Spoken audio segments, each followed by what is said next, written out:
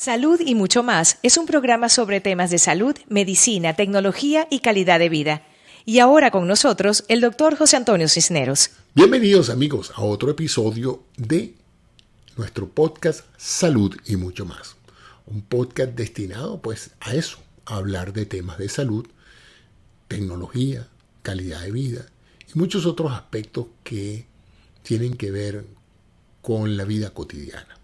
En el episodio anterior estuve hablando sobre algunas consideraciones sobre la energía necesaria y las características de ese sistema tan esencial para la vida como es el sistema inmunológico.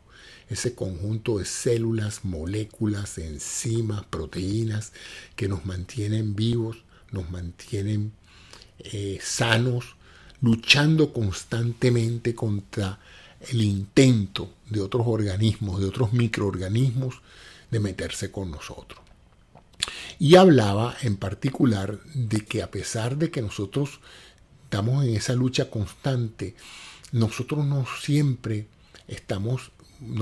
jamás hemos estado estériles, es decir, estamos ausentes de bacterias, las tenemos en nuestra piel, las tenemos en nuestra boca, en nuestro tubo digestivo, ciertamente en nuestro intestino, donde esas bacterias nos ayudan a digerir los alimentos. Ahí hay un proceso de putrefacción intestinal, donde las bacterias ayudan y asisten en la degradación de los alimentos y nos permiten entonces romperlos y constituirlos en elementos más fácilmente absorbibles. Incluso, pues, por supuesto que producen gas y de allí, pues, la flatulencia característica del proceso digestivo. Entonces, lo interesante con esto de este balance entre bacterias o organismos beneficiosos para el ser humano y organismos dañinos, peligrosos y hasta letales para el ser humano. Los beneficiosos, como les dije, son aquellos pues, que nos permiten ayudar en algunas funciones orgánicas, y lo que hace nuestro sistema inmunológico es que los aprende a identificar y a tolerar. ¿Qué es que los aprende a tolerar? Que no los ataca tanto. Los deja crecer hasta que alcanzar una cierta masa crítica, que lo llamamos el bioma intestinal, por ejemplo, las bacterias que se encuentran en el interior del intestino, y los mantiene a rayas.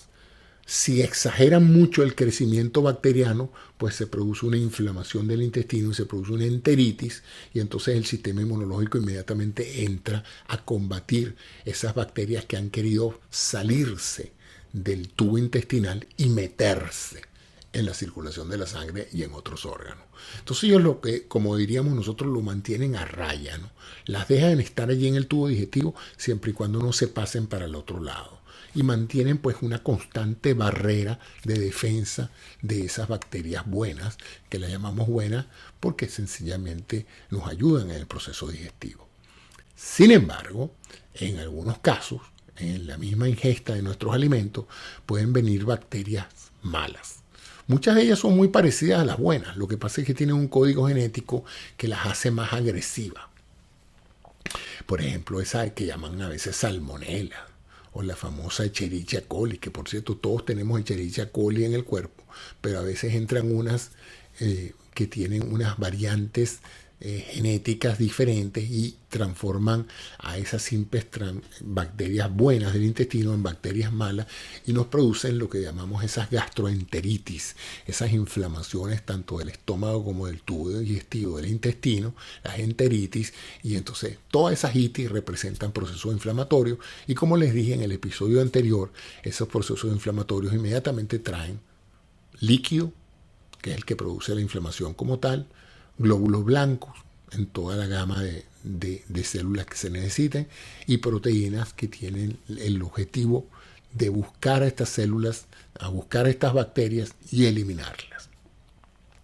Entonces dijimos que esencialmente en los procesos inmunológicos hay un balance entre, eso es como una guerra donde tú tienes tus tropas, que serían tus células, tus misiles, que serían tus anticuerpos, y el enemigo también tiene sus tropas, que son sus células, bacterias o virus, ¿no? Entonces, esencialmente la guerra se gana en números. A gente le dice que me invadió un virus. No, usted no lo invade un virus. Un virus es demasiado chiquito. Para que un virus produzca una enfermedad tienen que ser miles, si no millones de virus los que puedan en un momento alcanzar a vencer sus defensas. En otras palabras, es como tomar un fuerte lleno de 10.000 soldados, pues usted no lo puede tomar con un soldado enemigo. Usted tiene que tener por lo menos 10 o 20.000 soldados enemigos para poder entrar al fuerte donde hay 10.000 soldados amigos defendiendo. Entonces, así funciona este proceso, un proceso de números. Si una infección se deja escalar hasta que las bacterias se reproducen hasta un nivel enorme, bueno, sencillamente entonces la persona está infectada con la bacteria, porque no fue una ni dos, fueron tantas que crecieron tan rápido en un medio adecuado para su crecimiento que vencieron las defensas del organismo y entonces invadieron el organismo, y cuando este organismo se ha invadido se habla de una sepsis, es decir, un foco séptico, una infección, un foco infeccioso, y entonces allí pues se produce una respuesta de inmune, que lo primero que tiene que hacer, es fascinante las analogías entre las ciencias militares y el sistema inmunológico, porque si usted tuviera una invasión súbita en su casa por un agente externo, lo primero que usted trataría es de que esa infección se localice, o esa invasión se localice a un solo cuarto de su casa. Usted no quiere que inmediatamente se riegue por todos lados, porque sería muchísimo más difícil controlar la infección si está en todas partes. Y eso es exactamente lo que hace el sistema inmunológico. Lo primero que hace es que crea una avalancha de llegada de recursos de combate, que es lo que llamamos la inflamación. La inflamación es la indicación más evidente de que el cuerpo ha identificado y los tejidos han enviado una señal de auxilio. Le han dicho al sistema inmunológico: auxilio, aquí hay una persona, aquí hay un agente que no conocemos y está causando daño tisular, daño celular, nos está matando, está creando un proceso que nos está afectando, y ellas mandan sus mensajeros. La célula que es invadida por un virus, antes de morir, en ese último acto de heroísmo celular, la célula manda un mensajero, una pequeña cápsula que sale de esa célula que está tapizada de virus, y sale esa última cápsula así al mejor estilo de Guerra de Galaxia, manda un mensajero, un Obi-Wan Kenobi metido en una capsulita, y esa capsulita se llama el interferón. Así mismo, interferón, una proteína que sale de una célula invadida por un virus. ¿Y sale a qué sale? ¿A qué sale ese interferón? ¿A qué se imaginan ustedes que sale esa molécula? Esa molécula sale a avisarle a todas las otras células que la rodean, que no están todavía invadidas por el virus. Sale a decirles: señores, nos atacaron y esta es la foto del atacante. Aquí está. Tengo una proteína codificada con algo que puede ayudarnos a identificar al atacante, precisamente para que cuando ahora ese virus vaya a meterse en las otras células, ya el interferón las dateó, ya les digo: miren, aquí va a llegar alguien que va a venir con estas credenciales, no lo dejen entrar, porque si lo dejen entrar va a empezar a reproducirse y los va a destruir. Y esa sustancia se llama interferón, una sustancia producida por el cuerpo. También se puede sintetizar y producir exógenamente, digamos desde afuera, pero esa es una sustancia que el sistema inmunológico produce cuando es invadida una célula, y entonces esa sustancia pues es liberada para que le informe a todo el mundo qué es lo que está pasando. ¿Qué creen ustedes que son los síntomas clásicos de esa sustancia que se llama interferón? ¿Qué produce ella? Flojera, malestar, decaimiento, pérdida del apetito. O sea, resulta que las consecuencias de ese malestar que uno siente cuando adquiere una virosis son precisamente producidas porque ya el virus, en su proceso de replicación en los diferentes órganos, ha liberado el interferón, y es el interferón el que le está avisando a todo el mundo y nos está preparando energéticamente para luchar contra el invasor. Así que es realmente un proceso fascinante. Y como dije, que exige mucho consumo energético. Lo depleta uno. La razón por la cual uno se siente decaído cuando está enfermo es esa. Porque todo el conjunto mayor de energías vitales, de ATP, de la energía producto de la oxidación de los carbohidratos intracelulares, toda esa energía se está usando precisamente para producir células, para producir anticuerpos y para deshacerse de todos esos microorganismos. Entonces, llegamos pues a la conclusión de lo que dije en el programa anterior. Cuán esencial es que las personas que están en proceso de defenderse de un proceso infeccioso tengan una buena alimentación, una buena hidratación. Esa es otra cosa, hablando de la alimentación. Hay dos tipos de vitaminas, las vitaminas hidrosolubles, es decir, aquellas que se disuelven en agua, y las liposolubles, aquellas que se disuelven en grasa. Las liposolubles tienen la ventaja de que pueden ser acumulables en la grasa del cuerpo, se pueden guardar. Las liposolubles no, si usted no las usa se pierden, cuando orine se van las vitaminas. Las liposolubles, las más digamos capaces de ser almidonadas, son la vitamina A, la D y la K. Son típicamente las proteínas liposolubles. Las hidrosolubles son todas las otras, el complejo B, el complejo C, etc. Resulta que en una lucha inmunológica las hidrosolubles se consumen pero por cantidades enormes. Las liposolubles también y son esenciales, muy importantes, sobre todo la vitamina D de Dinamarca. Pero las vitaminas que más se consumen son las del complejo B y C. Y de ahí la importancia de que toda persona que tenga un proceso infeccioso se nutre bien, bien sea con comidas que sean ricas en vitaminas o con suplementos vitamínicos. Y no a las dosis mínimas necesarias para una buena salud, no, a dosis elevadas de 2 y 3 veces la dosis normal.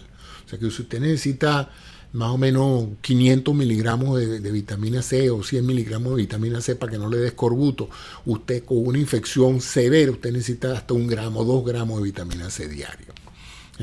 ¿Por qué? Porque sus procesos bioquímicos que van a fomentar esta lucha entre los malos y los buenos, los glóbulos blancos y los linfocitos y las bacterias, todo eso va a requerir cantidades enormes de energía y de vitaminas que se consumen mucho. Acuérdense que las vitaminas no las podemos sintetizar, tenemos que consumirlas desde afuera. Son pocas las vitaminas que el cuerpo puede sintetizar. La vitamina D se sintetiza también en la piel por la exposición al sol, pero otro día hablaremos de eso. Lo que sí es una realidad es que necesitamos entonces suplementos vitamínicos si no estamos comiendo alimentos de calidad natural. Porque si nosotros comemos comidas procesadas y lo que estamos es pasando nuestra virosis con arepitas con queso y café con leche y un poquito de mantequilla, señores, eso ahí no hay muchas vitaminas que digamos, ¿no? Ahí necesitamos entonces un complemento vitamínico. Para tener vitaminas necesitamos unas buenas sopas con vegetales, con granos, con elementos naturales, pues que no sean comidas procesadas. Y de ahí, pues, como dicen que hay ciertos sancochos que curan a cualquiera. Y son esos que son muy nutritivos en carbohidratos, grasas y proteínas. Por cierto, que yo sé que hay mucha adversión a los carbohidratos, pero cuando uno está enfermo no es el momento de bajar los carbohidratos, porque los carbohidratos es la gasolina de avión que necesita el sistema inmunológico. El sistema inmunológico no puede tener que estar rompiendo lípidos y produciendo una lipólisis, ni estar haciendo neoglucogénesis, que es sacar glucosa de las proteínas para luchar contra un invasor. Él necesita gasolina de 120 octanos. Y esa gasolina de 120 octanos son los carbohidratos. Y esa es la razón por la cual las personas que están con ese estrés inmunológico producido por esa guerra interna se sienten también cuando consumen carbohidratos de absorción rápida, porque inmediatamente el cuerpo los puede usar sin ninguna equivalencia bioquímica.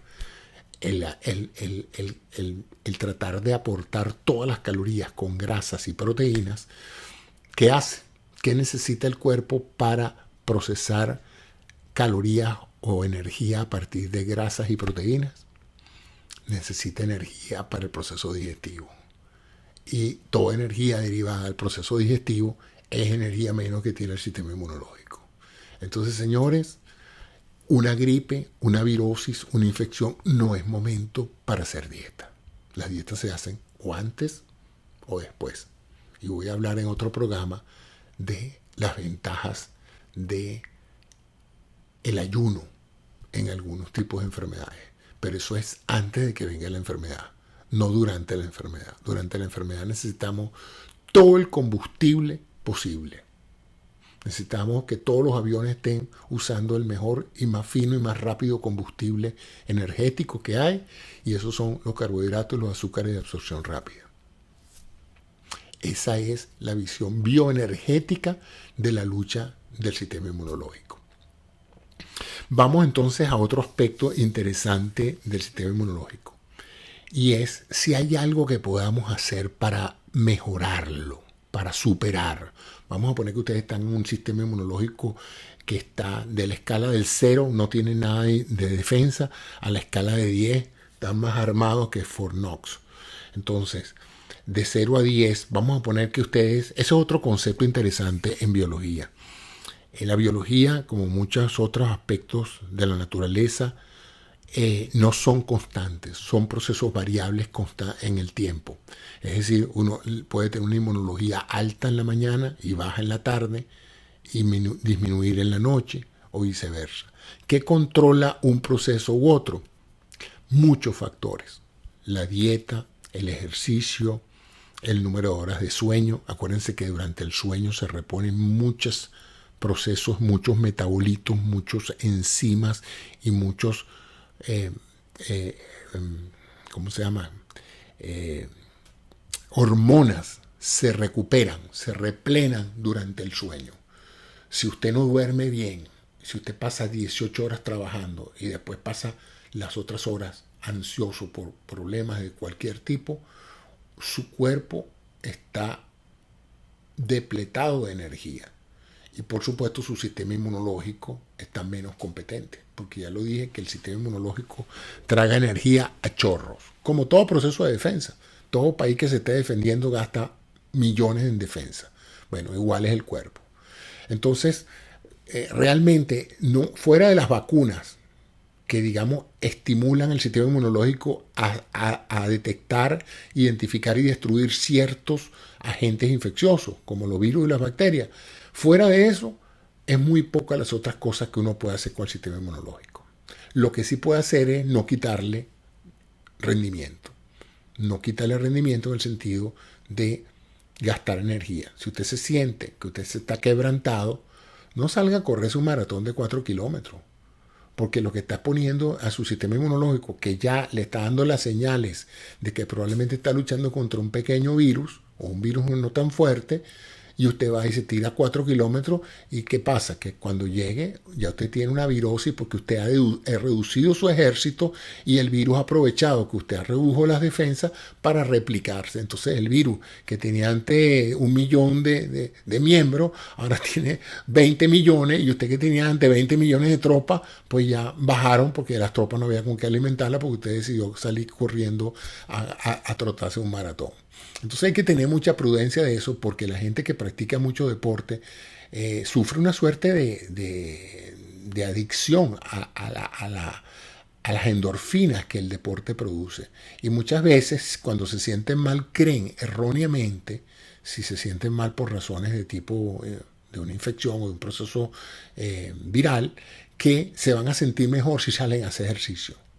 No, eso se cura con una buena nadada, una buena caminata, y resulta que están haciendo lo peor que pueden hacer, que es poner al cuerpo a gastar energía innecesariamente en un proceso que no ayuda al sistema inmunológico. Entonces, esa es una de las características y de los comentarios que tengo que hacer con esto. En relación al COVID-19, la pandemia que actualmente nos tiene abrumados, temerosos y completamente socialmente afectados, mi comentario es el siguiente. Básicamente, toda persona que entra en contacto con alguien infectado se va a infectar. Este es un virus bastante contagioso. Si tú entras en contacto con el aerosol producido por la tos, el estornudo, o algo que esa persona haya tocado de sus secreciones, saliva, incluso hasta en las heces se ha demostrado, usted se va a infectar. Inmediatamente que usted se infecte, empieza esta lucha del virus, del COVID-19, el virus SARS-CoV-2. Ese virus va a empezar a buscar células donde meter y fabricar más virus.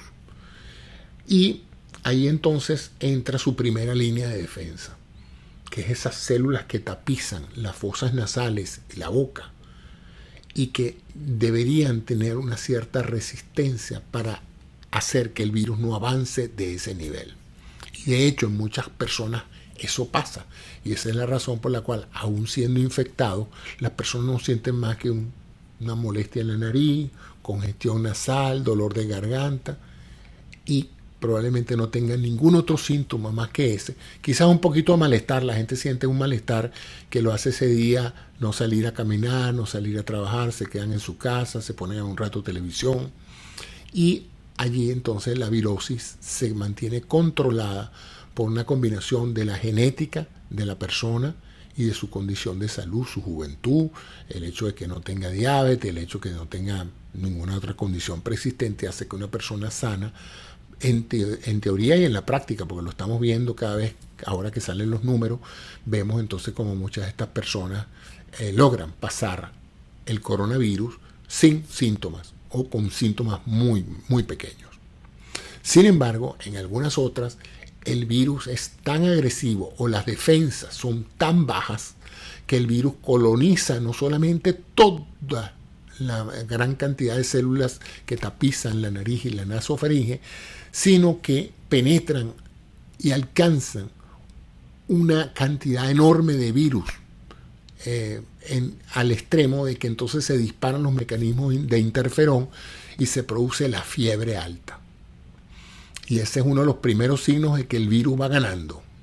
Cuando empieza la fiebre alta es porque el sistema inmunológico dijo, ya esto pasó de la naricita y pasó de la garganta, ya esta gente se está reproduciendo muchísimo y necesitamos ponerle coto a eso. Vamos a aumentarle la temperatura. Vamos a subirnos. Estábamos en 37,5, vámonos para 38, 39, 40, 41 grados. Vamos a meterle el calentador a esto a ver si este virus se deteriora con el calor.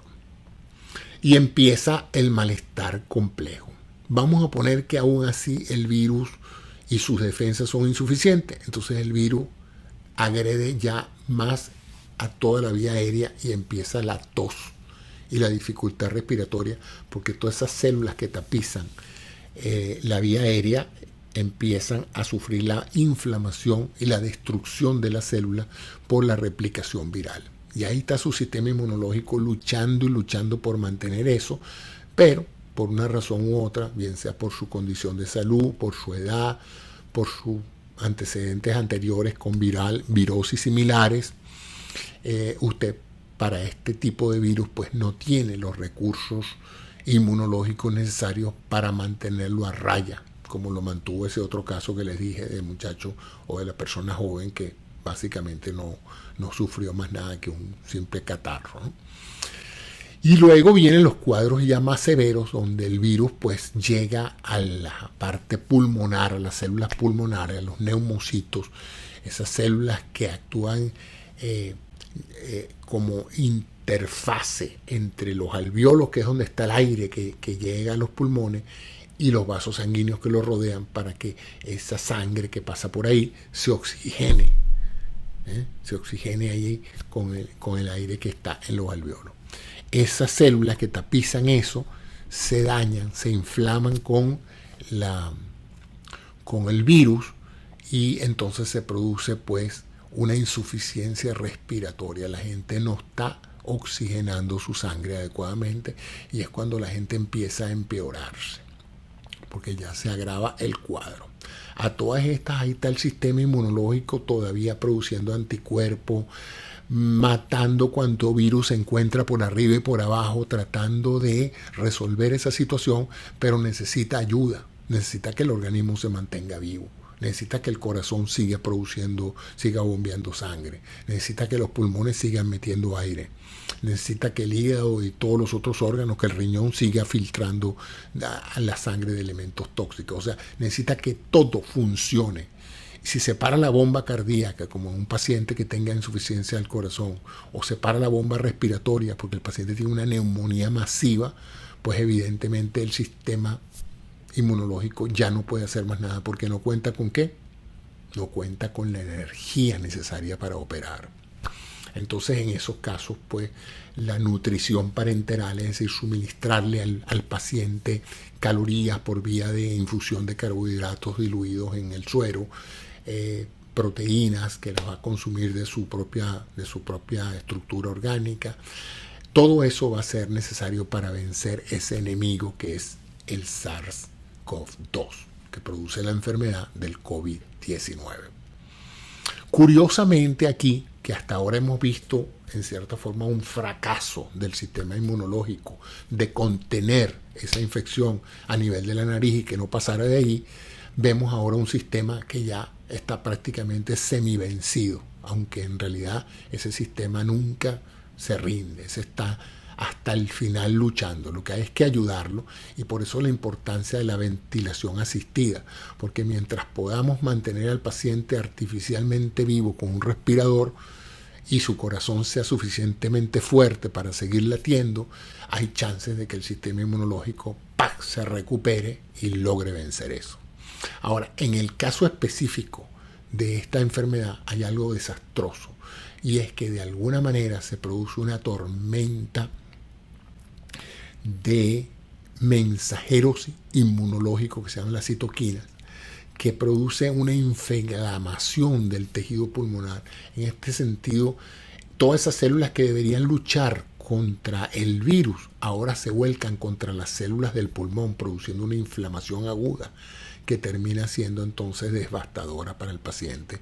Entonces fíjense que al final es el sistema inmunológico el que termina autodestruyendo tejido pulmonar, tratando de matar los virus que están en el tejido pulmonar. Sería así como la familia que está mandando señales de que le ayuden porque hay unos intrusos en la casa, y resulta que la policía decide, para acabar con los intrusos, lanzar un par de bombas en la casa. Entonces, claro, matan a los intrusos, pero también matan a la familia, ¿no?